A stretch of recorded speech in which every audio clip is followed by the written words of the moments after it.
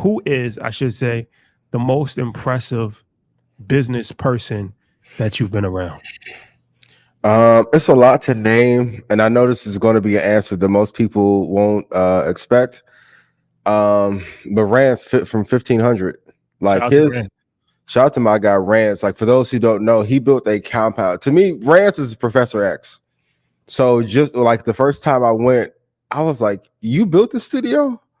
He's like, "Yeah, man, it was my vision." And you walk in, he plays the intro video, shows everything how him and Nip work together. So I don't think Rance gets enough credit for what he's done in the music industry, the impact he's had in that community.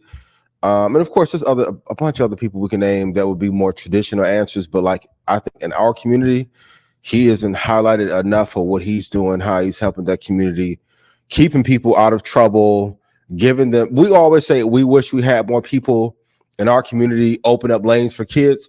He's literally doing it. Like, I don't know anyone else that has been as generous with some of his knowledge, information, insight. Like, he'll do the master classes like live. So I think just Rance is a super dope person. I think it's a great blueprint from a giving back standpoint that isn't talked about enough. What about you? Shout out to Rance, man. That was very impressive. I finally got a chance to go to his compound. This like an estate. Yeah, that's dope, man. And to see somebody that's low key, a lot of people not even familiar with him. Like, I mean, so that just goes to show you, like, move in silence. And it helps. Yeah, but he's definitely one of the ones for sure. For me, it's been a blessing because we've been around so many entrepreneurs that have done such successful things on that very high level. It's difficult to just name one, but person that comes to mind is obviously Robert Smith, right? And for a few different reasons. I'll use Investfest as an example. The last year's Investfest, because he was the keynote speaker at Investfest last year. So, and mind you, all right, Robert Smith, he's worth $9 billion. He's the richest Black person in American history. You already know, you know the story by now. So he gets there. Of course, he's early. That's not even a question. That's not even a question. Of course, he's early. And so when he gets there, as soon as he gets there, he starts asking questions. Where to go? How the stage look? And usually we try to keep people from in backstage so nobody sees them before. But he was very adamant about let me go outside and see the crowd. So he actually went out during your panel because your panel was before his. Your panel was before he spoke. So he actually went out. I don't know if you knew that or not, but he went out during. That's crazy. No, I didn't know. And he was looking at the crowd and he was like, "Oh wait, there's an echo." But I'm like, that's why there's no seats here. Like the seats are further back. So then he walked even further. He was like, "Okay, there's no echo." Okay, so he's just examining. He's like, "How many people does this fit?" He's looking around. So he gets on stage. He speaks. Steve Harvey interviews him. Great conversation. Absolutely. Afterwards, he walks the vendor marketplace. So it's like, all right. Well, he might have walked it before, but we walked the vendor marketplace with him, right? And he's walking the vendor marketplace and he's looking around. He's looking at everything. And then he's asking me, like, what kind of businesses are these? And I'm telling him, a lot of like hair care products. He's like, all right, consumer good business for the most part, right? And professional services. I'm like, yeah. So he's like, okay. So he's looking around. Then we take him to the merch booth. So it's like a rooftop. You can oversee the whole entire vendor marketplace. So he's like, okay, how many vendors is here? I'm telling him how many vendors. He's like, how many days is the event? I mean, like, he's literally like asking questions to me. Doing a deep assessment. Yeah, like, you know, so, and I'm just thinking about it because I'm like, damn, like, his brain is always working. Oh, right? Yeah. His brain is always working and he's always thinking about how he can scale something or how it's just like when you're in that mode, right? You look at everything as a math problem. Like, how can you solve it, right?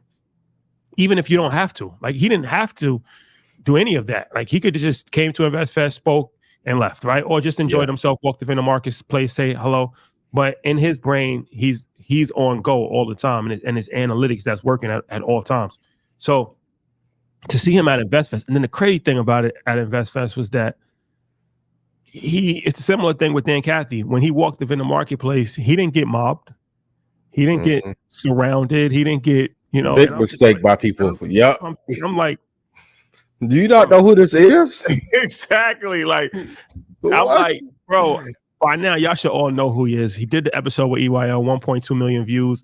We've talked about him enough. Like, how is he walking up in the marketplace and very few or nobody is coming up to him just to say hello, or I just wanted to, say, thank you. I got, this, that, and the third. How can I add value?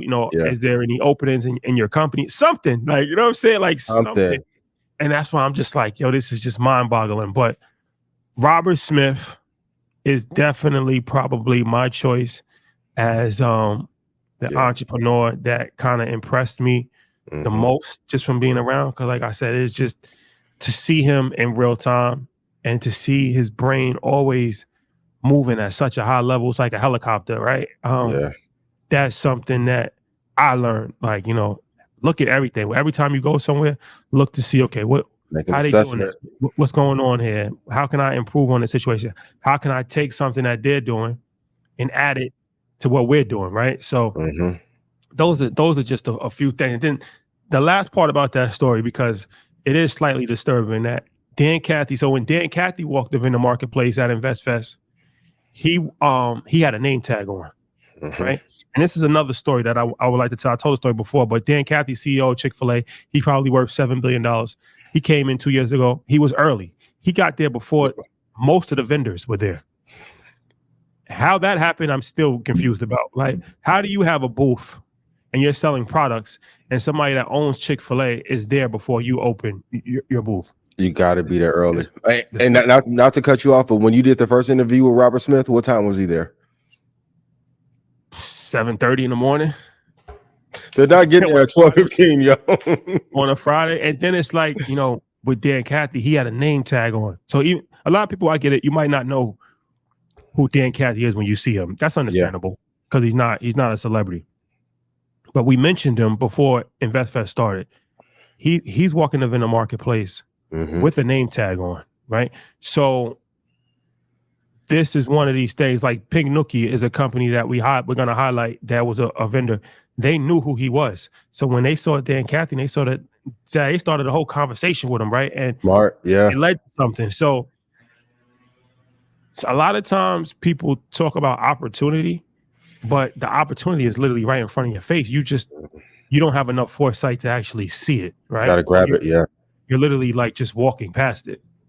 So that's something that actually I want to ask you a question. Like as far as opportunity, right? Because this our relationship comes via opportunity, right? As far as we have a mutual friend who introduced us.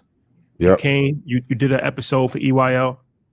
And then you had an idea that when we said we wanted to start a show, you had an idea for a stock show. Yep. You put it in Instagram comments like, yo, I want to do a show. First one, hand up. Pick me. and then that works out. And then this show, mutual idea, you like, yo, so talk about that as far as taking opportunities and not waiting for them to come to you. Yeah, I think too often we want to wait for God to bless us, but if he's giving you a chance every day, that's blessing and opportunity enough. You have to go after it and get it. So like you said, mutual friend made the connection, did the interview. Interview wasn't a blockbuster interview. Should have been classic, should have went triple, right? But then I'm like, okay, great. When I saw how y'all were arranging an affiliate thing, I'm like, why are people coming on y'all show and y'all not getting money from it? Stock club sale, great, works. Then you, want to do a show? Cool. You have to raise your hand and say, hey, I think this would be a good idea. Now, shout out to the 14 other people who passed up on the opportunity who told me Black people didn't want to hear about investing. Every time I see y'all at these conferences, boy, I think it's really important. Like if you have an opportunity to number one, add value. I came in like, hey, how can I boost revenue? Also, I think it's important too, when you have an opportunity, show up and do your job. I wasn't calling like, hey, what party y'all going to this weekend? When we talked, it was like, here's a presentation. This is what I want to go over. Either I was doing slides or recording them, and then here we are, new show. So I think add value, be easy to work with, show up on time and be early, master your craft, and then opportunities will present themselves. And then here we are, doing blackout. I know sometimes people be like, why y'all talking about the relationships? It's needed. Y'all keep throwing away y'all money on bad relationship and like, how many people have you seen in business that were hot in 2020, but a divorce or a bad breakup threw them off and they threw off their business? I can name 10 or 12 easily. Like, so the selection who you choose to be with or right partners in business make a huge difference. I think oftentimes we get comfortable once we have the relationship or the blessing that we once wanted. Like, even when people ask me, do you get tired of Market Mondays? I'm like, no, I prayed for this in 2018, 2017, how am I gonna get tired of doing it now? Like, it was a blessing. When I was watching CNBC in 2008 and didn't know what quantitative easing was or inflation was, like, I wish I had someone at that moment say Apple 122, 153. There. And now here we are. So I think people have to not take these situations for granted and also not be too prideful to say, hey, I want to work with you. It's a huge mistake. Like, our ego puts, and I know it happens because of that beef and how the culture is structured and all that, but what a travesty it would have been if I would have said, hey, I want to do a show with y'all. Yeah. It's a huge mistake. So speaking of relationships, now that we walked you through how to actually get the vibe going, what are some qualities that let's you personally, like, let's start there, right? What are some qualities that you personally would look for in cultivating a relationship? Honesty, transparency, loyalty. Does she pour into me? Does she bring peace? Yes, I bring peace while asking for it, ladies. I know y'all say that. Y'all who be asking for peace be bringing the drama. No, not me, not no more. I'm working on me. Are you loving, kind? Are you supportive? Like, I think once you check those off, and then also, like, do you have a good vibe? And can you communicate well? I don't like a non-talkative born female, woman, whatever pronoun term we can use these days. But yeah, loyalty, love, honesty, transparency, communication. Are you genuinely interested, or are you here for clout? Some of y'all was messaging me about vibing last week when I know you want to vibe so I can put you on the thing. I'm not putting you on the thing, my man. That gotta be earned. You know, say I'm not doing it just because I put her on last year. That was my baby. That's different. You can't even put my arm in your Instagram stories. You know what I'm saying? It has to always be a reciprocal vibe, right? Yes. So it's like, you know, if you're doing something for one person, another person, they should be doing something for you, and now it's an even exchange. And it doesn't have to be the same thing, right? It doesn't have to be like, you know, somebody's paying your bills and like you gotta give them money as well. Like, that doesn't even actually make sense because it's the same thing that's happening, right? Yeah. So it's like, you know, if it's emotional support, right? It's actually adding some level of stability in your life, right? It's doing little things that you're not even thinking about, right? It's like, okay, making sure that you eat correctly, like asking, sometimes just asking, like, you know, can I, you know, did you eat lunch? You want dinner? Like, you know, clean up the place, you know, make a house a home. Yep. Variety of different things that, you know, are intangibles. These are what's called intangible things, right? So I feel like, you know, there's something that a lot of people don't think about. They always think about like, okay, what can I do to actually, you know, make this like the best situation possible and become Superman? But it's not always about that. It's about the little things in life goes a long way. Mm-hmm. And I think often on both sides, I think too many people focus on what they can get instead of what they can give. I think that's the biggest thing that's happening in our community. I'm not a relationship expert. I'm not Kevin Samuels, God rest his soul, but I think too many people are focused on what am I receiving, and I think the true way to like live and love is to give first. You don't want to be taken advantage of, but someone who's loving, giving, like you said, little things, take care. You know, hey, I know you got to do this, help you pack. Big relationship ended over not packing. Be small things that can make things crumble. So yeah, the thoughtfulness is, but shout out to her. I appreciate you. Thank you for our time together. You meant the world to me. So the packing situation. We never really got into that packing situation. Oh my God. I'm trying to keep the peace. That was my baby. But listen, my thing is like, if we are on a trip in Mexico, right? Big vibe. Oh my God. Cozumel, Box, Playa. And I'm like, okay, we got to go. I already have my stuff on a drawer. Can you just put it in my bag? And you like, nah. And I'm like, okay, I think you're joking. But you're taking TikTok videos of the villa I paid for. I'm not saying that you're my slave and nothing like that for y'all get to saying that. But if it has to be reciprocal, if I provide vacation, vibe, loving, support, protection, affection, you can't put my little red panda shorts in the bag for me before we go. So what was the actual why would she not want to pack the bags though? It was just like no, or just cut. Like, was there any reason why? Or I mean, it was little things before that, but sometimes in a relationship, when you're the star, the person next to you may want that limelight.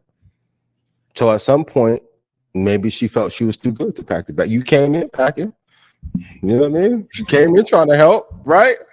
Why you change what you doing? But shout out to her. Shout out to my old baby. I appreciate you, amazing. so the world to me.